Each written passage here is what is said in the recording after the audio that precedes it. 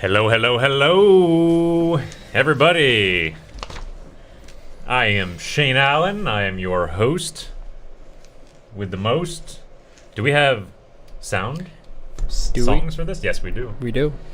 Yes, I'm Shane Allen. I'm your host, and I'm here today with Alexei Leskinen, our social media guy. Yes, our social media guy. It is 5:25 today.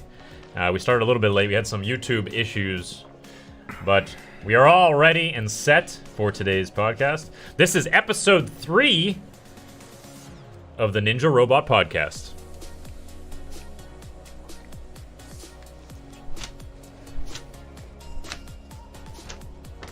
We're gonna have a logo pop up at some point.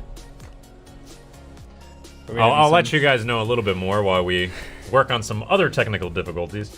This is a weekly podcast where we talk about all of this week's maker and robotics and games and arcade and esports and surrogate news from the entire week. So I collect these news over the week, and then we're going to chat about the biggest ones and all of these different... okay, no... What's going on this week?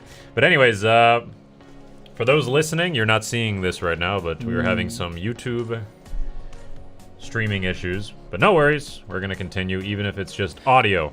Question. Yeah. Can you submit news?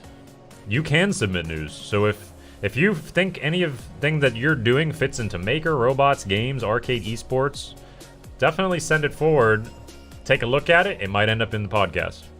And for those who, just like the last episode, who are listening, or sorry, those, yeah, well, listening or watching, if you have any questions at the end of this this podcast, we're going to answer those questions. So Alexei is going to be checking out the YouTube live chat. So comment below if you have anything to say or just any questions during the live stream. Bump in screen resolution. And better battery life. It's starting at $299 for the base 64GB model, $399 for the 256 version, and $100 drop from the original Quest. Pre-orders have been open since September, and they're available through Oculus's own site. One of the biggest improvements is the weight and the balance.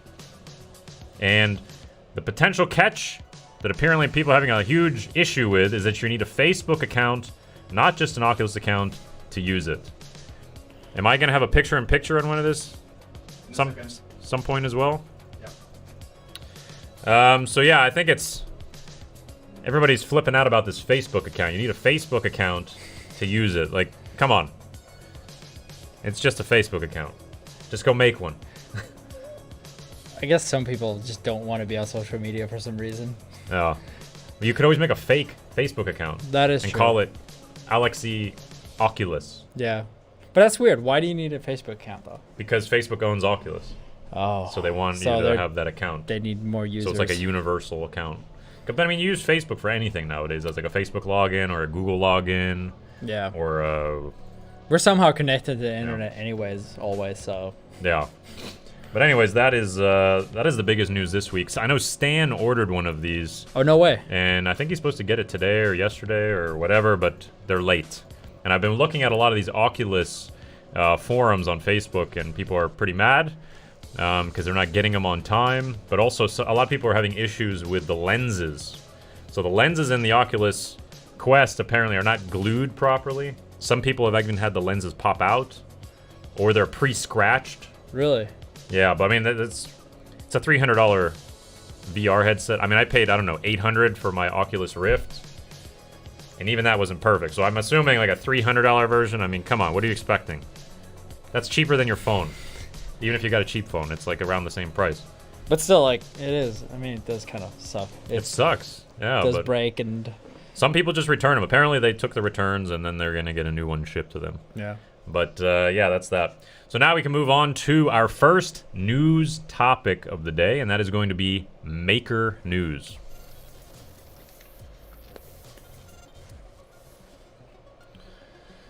All right, this week in Maker News, I found this guy, Akaki Kumiri. Sorry if I said your name incorrectly. he made a hands-on throttle stick for PS4 controllers. I got this off The Verge. After delighting us with his 3D printed joystick and throttle, which turned on an Xbox One controller, YouTuber Akaki Kumeri has returned with a new version that works with the PS4's DualShock 4 controller. This time there's an option of having 2 joysticks and no throttle, plus thumbsticks and triggers. The added triggers are great for playing flying combat games like recently released Star Wars Squadron, which we covered last week. And you'll need them for shooting down enemy ships. The joystick, triggers, and buttons use lengths of string to press the controller's buttons, which Kumeri admits can feel a little flimsy. Other designs add joysticks and throttle to Xbox or Nintendo controllers. If you want to give this project a try, then Kumeri's design is available to download on Thingiverse. That's pretty cool, though. Yeah, like it's a whole setup. Like, you could fly anything probably pretty nicely, and it's got to be pretty cheap. You just 3D print it. Yeah. Yeah, in Thingiverse, there's all these free files. I think this is a free file as well. Yeah. Yeah, you can get the full experience without having to drop hundreds of dollars at least on a nice flight simulator. You can easily like mass produce those. Could. Someone will probably copy it. Yeah. It probably has a license on his Thingiverse saying, hey, don't copy this for commercial uses, but you changed it a little bit and no one's gonna be able to stop you. Where is this guy from? I'm more not intrigued by his name, honestly. Sure. Yeah. Akaki Kumeri. Someone knows what name that is or which part of the world. Let me know. It almost sounded Japanese, but then it almost sounded Finnish. Right? And I was like, wow, okay. It was like a mixture of all. I thought it was like from Kazakhstan or something somehow. Maybe. Or Poland, or I don't know if it's a Polish. Yeah. Anyways, we're just throwing out countries now. Right, yeah, we are. But you know what's funny, though? Have you noticed that pretty much all the games, everything we talk about, there's always Star Wars in it. It's always front and center. Even the Oculus, there's Star Wars right there. They showed Star Wars as a game. I mean, Star Wars is pretty cool stuff. I feel like it's like an ongoing theme in our podcast. Yeah. Yep. Star Wars every single podcast so far. Yeah. In other maker news, I found this guy Hack RC. I got this on Hackaday. In very brief, he is running Ubuntu on an ROS on the PC and Nano.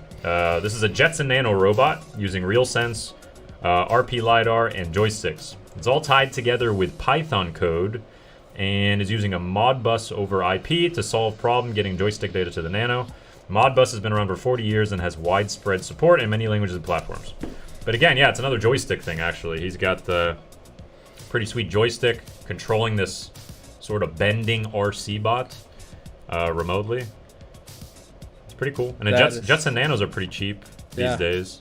So, yeah, this was a pretty cool project on Hackaday. Figured we'd show it. I think some of our viewers would like something like this. I think so, for sure. All right. Now we move on to our next news segment, Robotics News.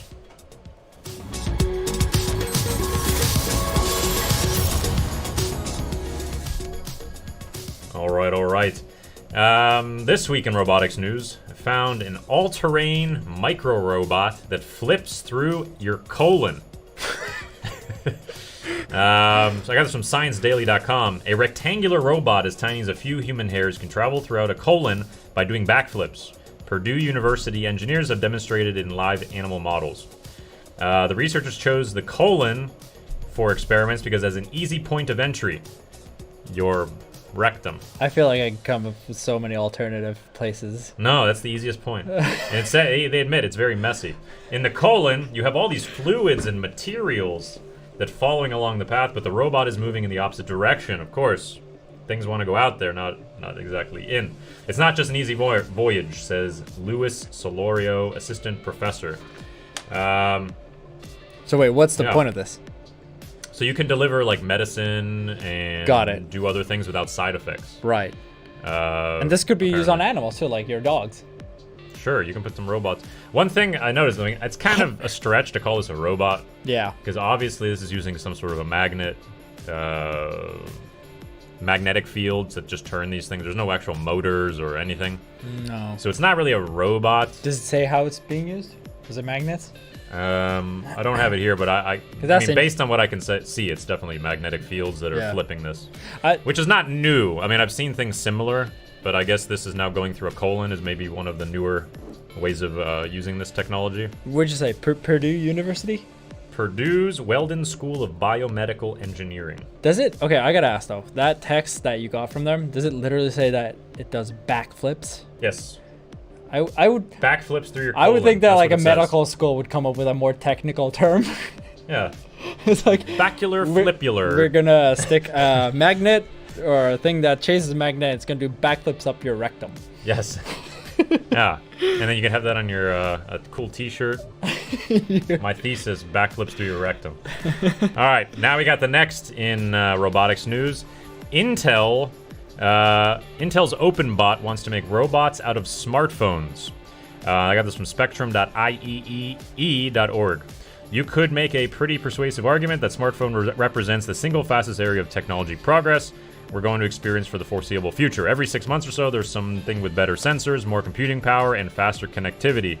Many different areas of robotics are benefiting from this, from using phones, and this project called OpenBot, that is a $50 worth of hardware robot, not including your phone, allows you to do advanced robotic workloads such as person following, real-time autonomous navigation, etc. And I guess this is also telepresence and such. They asked Intel Labs' Matthias Mueller why is now the right time to launch OpenBot, and he mentioned things like the existence of a large maker community with broad access to 3D printing, as well as open source software that makes broader development easier.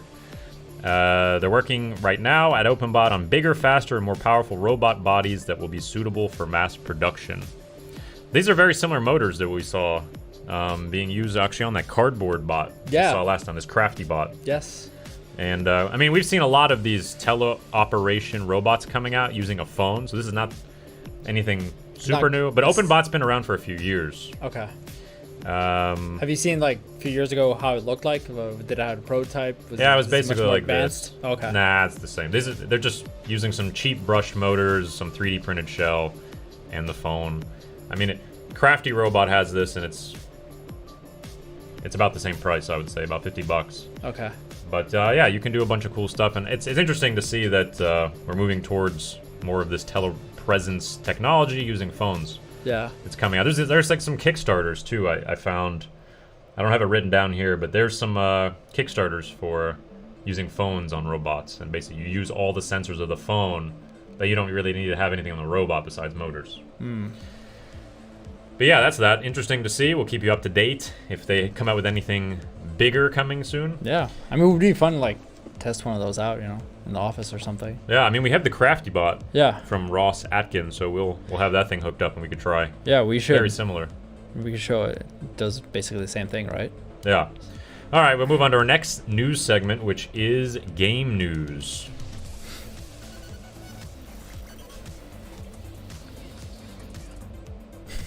All right. Game news. This week, Nintendo has now released Minecraft characters to Super Smash Bros.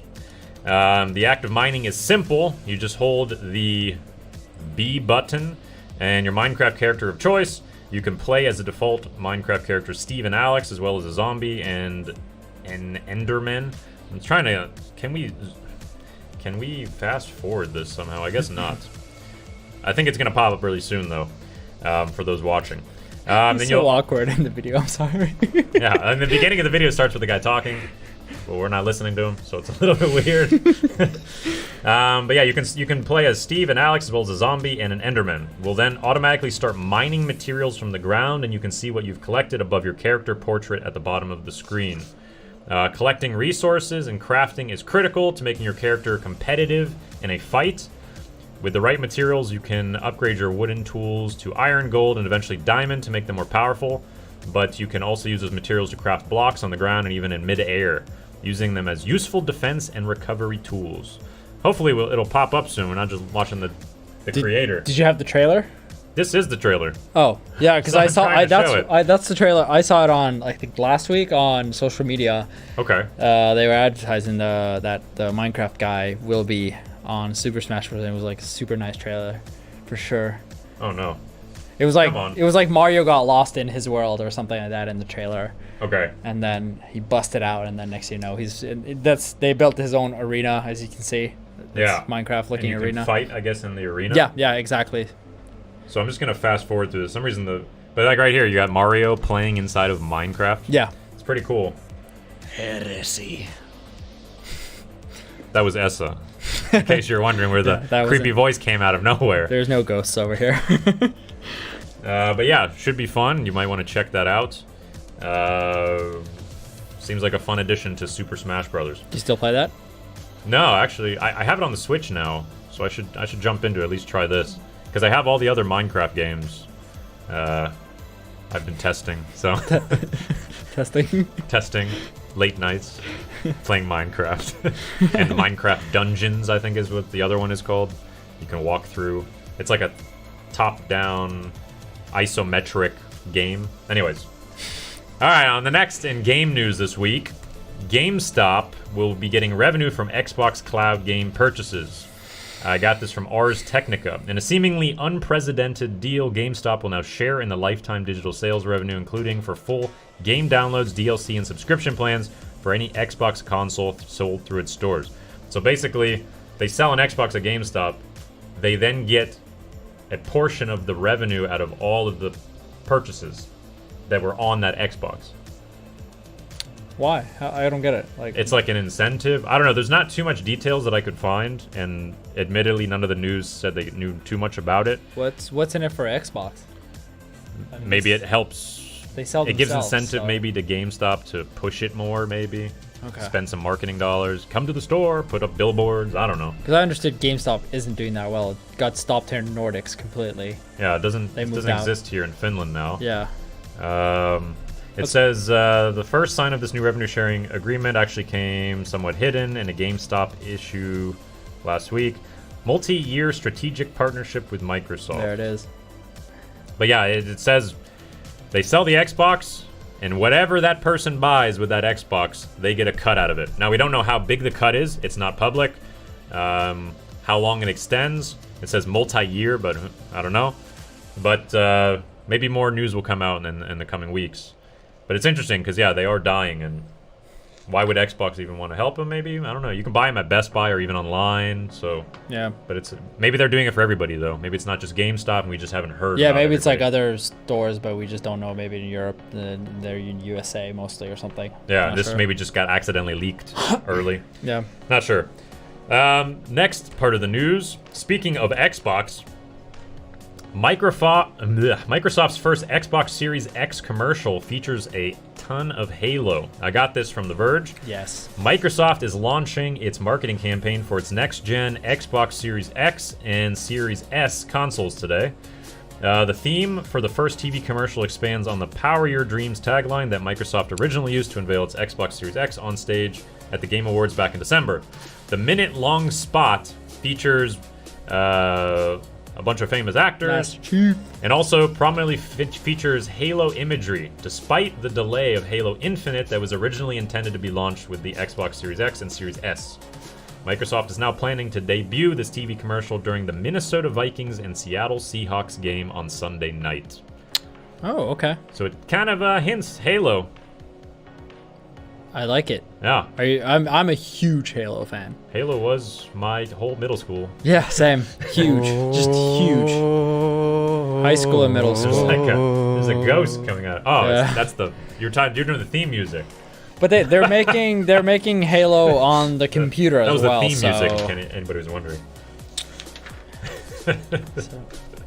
Yeah, let's see how the Halo works on the new I don't know. Xbox. I haven't played Halo forever. Like all the ones after is it Halo 2 or 3? Yeah, it was 1 and 2 for me. After that, I stopped playing. Yeah, I haven't really played any of them either. So. No. At least I don't think I played the third one very much. But yeah, let's see how it works on the new Xbox coming out next month. Okay. Yeah. So next we'll move on to our category called Arcade News.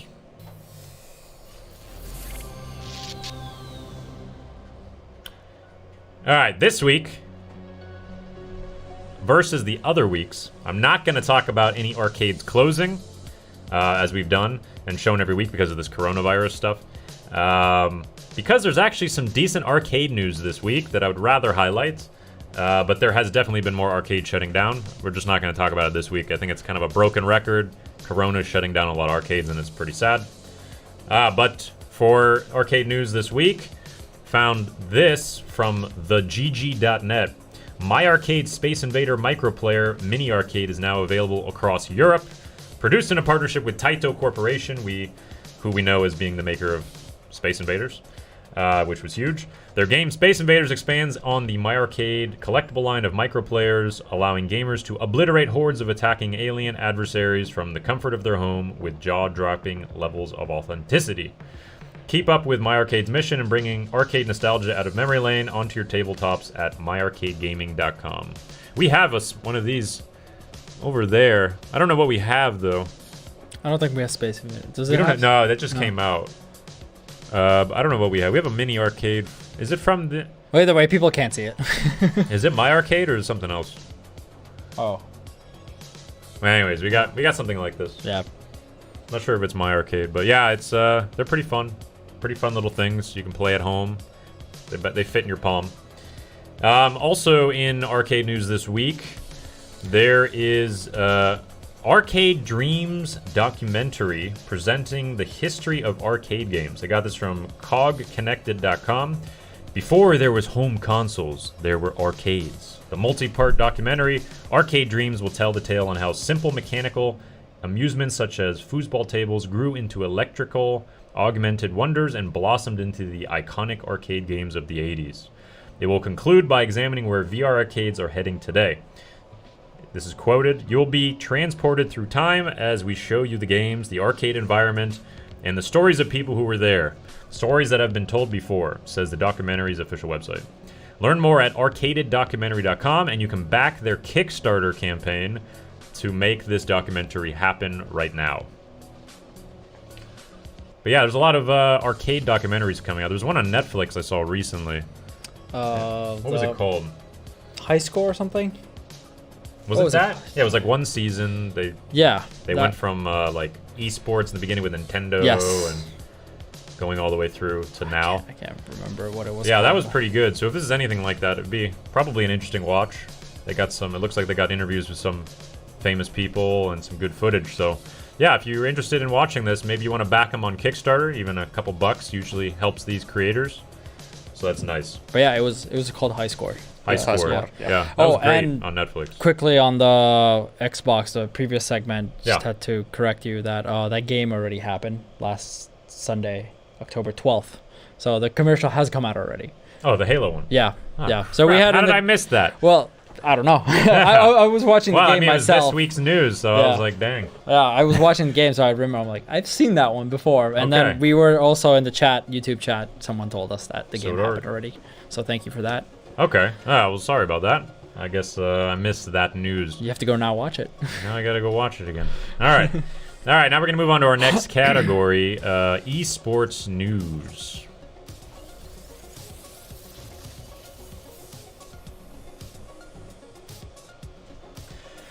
All right, this, like every other week before it, will not come as a surprise that some esports teams and some esports startups have raised a ton of money. It happens every single week, and this week's no different. So, this company, Mogul, raised $5.6 million. I got this from esportsinsider.com. 5.6. Australian-based matchmaking and tournament platform, Mogul, has raised $5.6 million.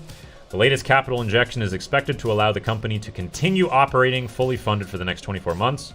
The company is expected to use the funds to continue developing its matchmaking and tournament platform, accelerate its monetization and brand engagement strategies, blah, blah, blah, blah, blah. Esports Insider says the latest raise is good news for Mogul. It can continue to expand its offering and continue operating. It's worth noting, however, a quick look at the company's books show low revenues generated relative to the millions of dollars in expenditures, particularly when it comes to salary. Last year, the company generated 50,000 USD in revenue against 3.5 million USD net loss. But that doesn't really mean much for anybody who keeps up to date with startups. They lose money constantly because they're usually building or developing something. So I'm not sure what Esports Insider is getting at, but it's quite a normal thing. The investors are investing in the future of where this thing can go, not current revenues now. So it's like a bet towards the future that this Mogul is going to take off, and I guess their matchmaking and tournament platform will be a success. Do you know what games they specialize in? Mention it? I hear. I'm PC on and mobile games, so I guess it's sort of general. So I'm on their website. If this is the correct website here, yeah, it seems like it. There's Age of Empires. What else? Legend of Runeterra. Yeah, it spans across. Yeah, lots of. There's multiple games here. Yeah. Yeah, so that's one. But now we also got Talon Esports team raised $2 million in their seed round this past week. Since being founded in 2017, we have seen Talon grow from competing with local competitions to making it into the biggest stage of esports, the League of Legends World Championship, says Sean Zhang, CEO and co-founder of Talon Esports. We can't afford to slow down, and with the seed funding, we will look to enter new markets and explore lifestyle and fashion opportunities. Lifestyle and fashion opportunities. To build a brand that pushes the boundaries of performance and imagine. I guess it's probably like t-shirts and stuff. I think it's merch and then like. It's not blenders. Because nowadays esports is so toasters. much more than just the gaming. It is a lifestyle aspect of it. If you think about the gamers themselves, they're trying to branch out and like become social media people or whatever the case is. That's true. So they are like, it is lifestyle, I guess. Okay, yeah. The terminology kind of. Yeah. I started thinking like some lady cooking food on TV. That's like lifestyle. What if one of them's like into making cakes and stuff, and then he makes a YouTube channel? Yeah, I don't know. But yeah, as we see every week, raising millions of dollars in these esports-based companies, teams, and platforms usually. Even during these tough times. But now it's more exaggerated because of Corona. Everybody's at home. It makes so much sense when you look at the vast landscape of things to invest in gaming or in esports or anything around there that keeps people entertained. Yeah. So next we move on to our next topic, which is surrogate news.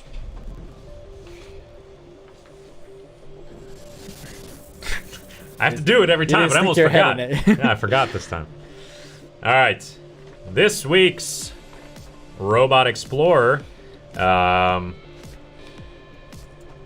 We did a package delivery. So Robot Explorer, for those who don't know, is a weekly thing on Wednesdays, which we drive around a robot to different locations and we try to do different tasks. So sometimes in the past we've gone and picked up Subway. Other times we've picked up, we went to a skate park.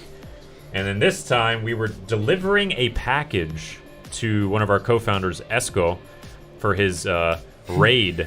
But here's something funny that happened. So we're in the picture-in-picture. Stan's currently driving. He has a pop-up that says, battery running low. He lost control. He almost got hit by a car. We're like, no. Boom, smashed into a car. And now he's stuck under the tire. And so I wish you had the sounds on that. Yeah, it was like, no. They're just like the two contrasting reactions. You were just laughing and cracking up, and Stan was actually literally worried. He's like, oh no, how are we gonna get it out of here? Yeah, he's like, did we scratch the car? Oh my god. Like, no, he hit the car. He had a real accident here. He didn't report it to the police, but I'm gonna report Stan.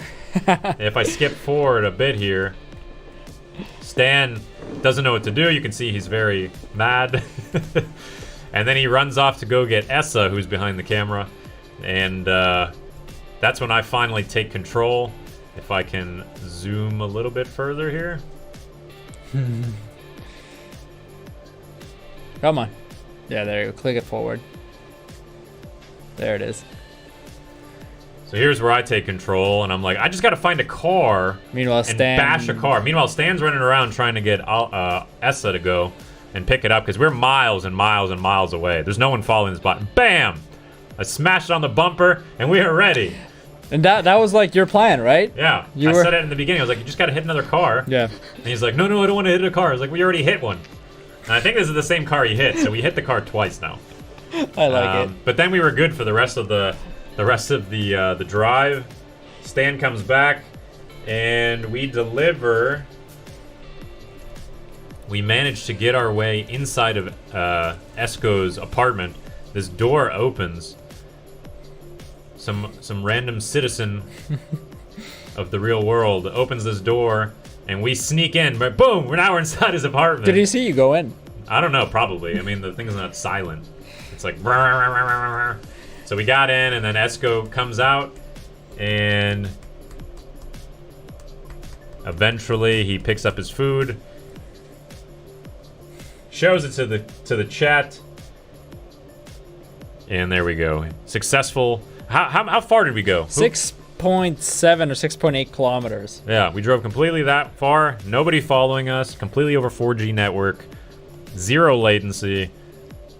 Really smooth, and it was in the 1080p. So we're getting better every week. So if you want to check it out, next week, Robot Explorer happens every single Wednesday. And James Willen over here on YouTube said that there was the kid on the scooter that helped when it flipped as well.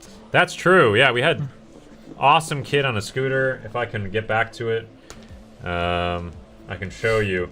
We flipped the bot in front of this kid, and he actually picked it up and helped us, and he was having fun with us on the way. The community said that he was the MVP of the stream. That's true.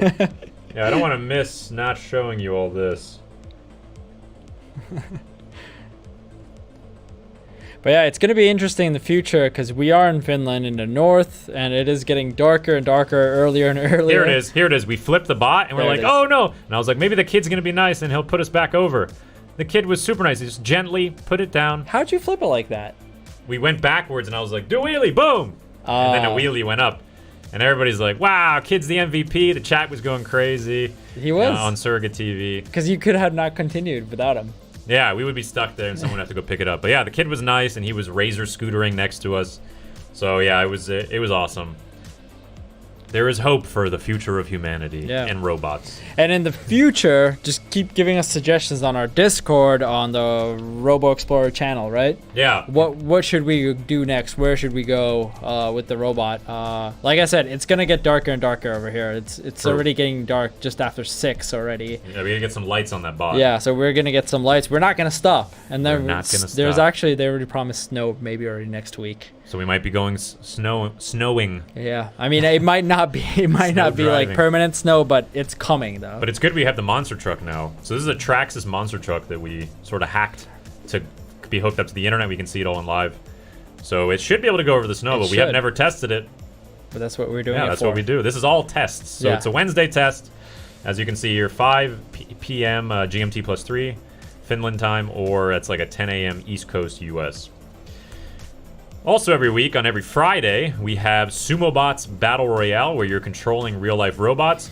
Last week's prizes were won by Wilbers, Bolin, and Kochipos for being the top 3. And the prizes were? The prizes were those mouse pads you see me throwing around on the little GIF there. Super cool. Yeah, super cool mouse pads. And this week, what do we have? This week we have poop emojis. Do you have poop emojis over there, Esa? Yeah, we're gonna give you guys some poop emojis for the top. I don't know why, but you guys like these. You can check them, or you can. That's easier. Yeah. Poop. So every Thursday, most Thursdays, I will ask between 2 prizes or themed prizes, and you guys choose. So you guys went with the poop emojis, because you guys seem to love the poop emojis. So you are playing for these today. So join the live stream. Yeah. First, second, and third. It's a free game, so definitely go tune in. SurrogateTV. Also, these are the top leaderboard right now. Last week, you only see on the left, and this week is on the right. We've seen the Hunter was in first place, but then he dropped down to 4th, losing Elo points. This game runs on Elo. And Wilbers has just shot up from 4th place up to 1st, and is now 1,599, almost in the 1,600 club. As well as Jeffman shot up and Kochipos. I think so it's changing. Wilbers who said, probably Wilbers, yeah, he said he's waiting on purpose until today to get over that 1,600. All right, we might see some intense battles today. Yeah. But yeah, if you want to tune into the live stream today for this game, it's in 1 hour. So get ready, get your fingers warmed up, because you're going to be able to play some real-life robots here in Finland at SurrogateTV. You can find it right on the homepage, Sumobots Battle Royale. Just like every week on the podcast, we have a clip of the week. And again, Jeffman, I think, had the best clip. Yeah. So right here, you can watch. So the bots, they self-reset. Completely hands-off. But then this bot did something really strange. Now watch this. I'm going to play it. Are they on top of each other? They're next to each other right now. Okay. But when it self-resets, it jumps up. It jumps up right on top of there. Yeah. So that was weird. Now, I got to do this again. Now, watch. It's laid down behind it, and when it tries to do the flip, pops right on top. What day was this? I don't know the specific day. But this wasn't on the live stream. This was not on live stream. But this was like pretty crazy looking. I've watched it over like 10 times. Like, what is going on here? Boom! It flies on top on the left part of the screen. So pretty funny clip. Last time it was like a battle clip. Yeah, and I did today also post. Really goofy. I posted today another clip, so we do try to post more of them as long as we have the time. Tuchaka, he did it. Too bad we don't have it. It's on our social media, but if you go check over there was like a whole train. I saw that. Yeah, he pushed just everybody off Tuchaka. Yeah, it's in this link here, this surrogate.gg/surrogate.tv. If you go to that community and then you go to hashtag surrogate specific media, you'll find that video. Yeah, so keep clipping them. We will go through them this week. It's been hectic, but we go through them. The more the merrier, and we can still post them like the week after, whatever the case is. If you did something cool or saw something fancy or exciting happen on the Sumobot arena. Definitely, and you get a call out on the podcast. All right, that was the top clip of the week. And we are towards the end of the podcast. You can follow us on our social media, SurrogateTV. But yeah, thank you everybody for tuning in today. We'll be back next Friday with a whole new. Do we want to take some questions? You can if you have some. There was a few good ones. Hold up. Well, okay. Well, randomly asked over here on YouTube, how much stuff have you broken in the office just by throwing it around? A lot of things. We break stuff every day. We have a bad habit of just like throwing stuff, especially when we're live streaming, because it looks cool when it just. And they just fly off, but then we don't really know where they fly. Yeah. They all go missing. And usually it's not even on the first take that we like accomplish it. So we do actually toss it around and over our heads or whatever the case is. So plenty of stuff, and we don't really care what it is. We will still throw it. Yeah. You get a little crazy. Some reason I always yell every time I do one of these things. I'm like, go play Sumobots right now, boom! Yeah. And then stuff starts flying and poop emojis are flying around. Yeah. I think same too. I think it was like Asa's second or third week in the company, and he had to film one of these because Stan wasn't here, and I just tossed these poops or something at him while he was filming, and he just looked at me going like, what is wrong with you? And it was like an initiation to our company, like, get used to it. Yeah, this is what we do. We throw stuff and yell on everything. Oh. Welcome to Surrogate. You have any other ones you want to take? Or? Well, yeah. Well, Zeke asked, I guess it's a little more personal. Zeke asked, where'd you guys go to college? Where did I go to college? I went to university in Joensuu, Eastern Finland. Eastern Finland. And Karelia University. Yeah, and I went in Porvoo, so just an hour east here of Helsinki. Oh. So, yeah. I went for product design. But you didn't study overseas, no? No, I studied in Finland. Yeah. For product design. And I did an exchange overseas. But yeah, Well, I did exchange in Japan, too. Oh, yeah, you did. I was there for 8 months. There you go. And Josai International University. Did you do, like, internships there? Huh? Internships, too? No, I didn't do an internship. Okay. But I went to school there. Yeah, Chiba, Japan, 2 hours out of Tokyo. It was amazing. Yeah, and I was in Bangkok, Thailand. True that. And you got any other? No, I think that's good enough for today. No more questions have come in right now. Okay. Yeah. Just lots of comments. Lots of comments. Okay. If you haven't already, you can join our community. It's discord.gg/surrogatetv. And you can follow us on the social media, as I said, at SurrogateTV. And remember, in an hour, you're going to be launching... What the... Sumobots will be coming up, where you can win all those poop emoji prizes. And so head over to Surrogate.tv and take part for those prizes. And Stan will be hosting today. Stan the Man, which you saw last week on the podcast, will be hosting. Yeah. And yeah, that's that. So thank you everybody for tuning in. I am Shane Allen. Look, we're throwing things. I'm Alexi Leskinen. Have a great weekend, and we will see you later today for the Friday Sumobots, and then next Friday for another Ninja Robot podcast. Take care. See you then. Bye-bye.